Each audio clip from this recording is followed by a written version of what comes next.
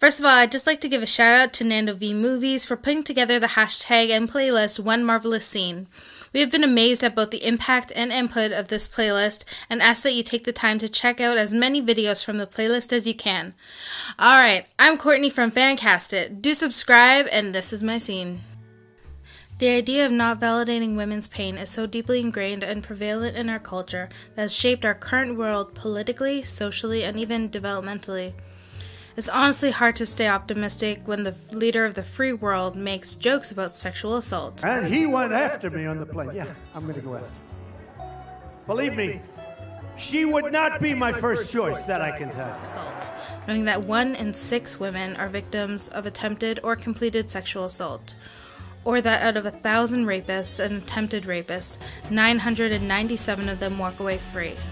Or that 82% of victims knew or had a relationship with their assailant. But we're not here to talk about the facts or statistics, we're here to talk Marvel. Jessica Jones is a TV series in connection with the MCU, created for Netflix by Melissa Rosenberg, starring Kristen Ritter, who was born to play this role, by the way. The character Jessica Jones is a PI who suffers from PTSD and alcoholism. And is a survivor of Kilgrave, a mind-control-powered being and thinly veiled allegory for rape and rape culture. In this scene, Jessica, who is trying to track down a lost girl to her parents, is triggered by a memory from her past life with Kilgrave, and she has now discovered that he is attempting to relive and reconstruct with said missing girl.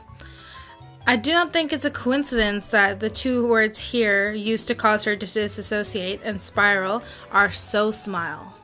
Now, I'm not a filmmaker, so I can't get into the details about what cameras or lenses were used to highlight her disorientation, but I've been triggered by horrifying memories.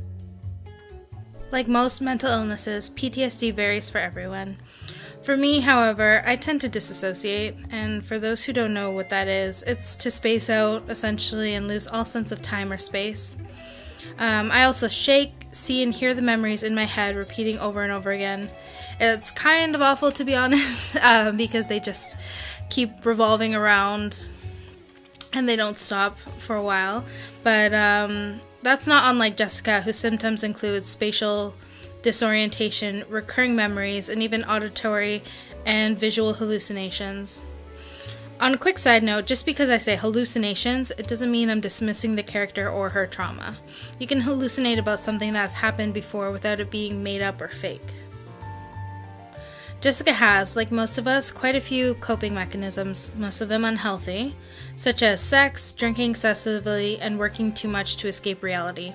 The part that some people don't understand or know about PTSD, using myself as an example, is that you can push it down and push it away, and sometimes, maybe even most of the time, it will feel like it never happened. Another unhealthy coping mechanism.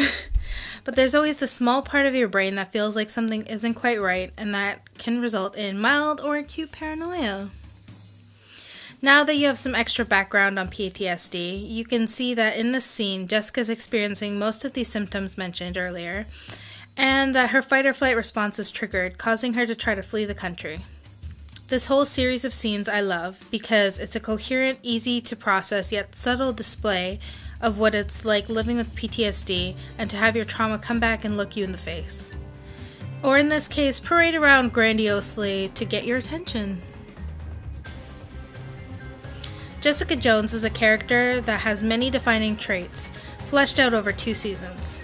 Some are charming and charismatic, and some are kinda toxic.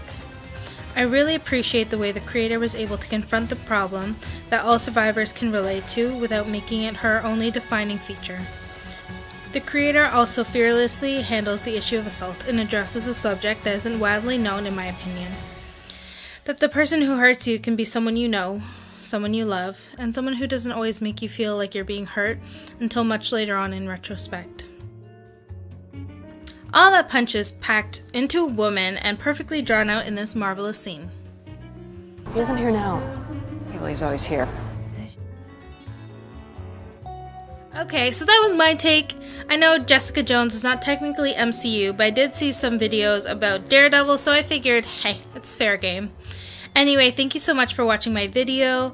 This is the first one I've done solo so far for FanCastit, but if you'd like to see more of me, I do have a channel, Just Jasmine Makeup, for all your cosmetic and beauty needs, and I just put up a video, so go check it out and show me some love.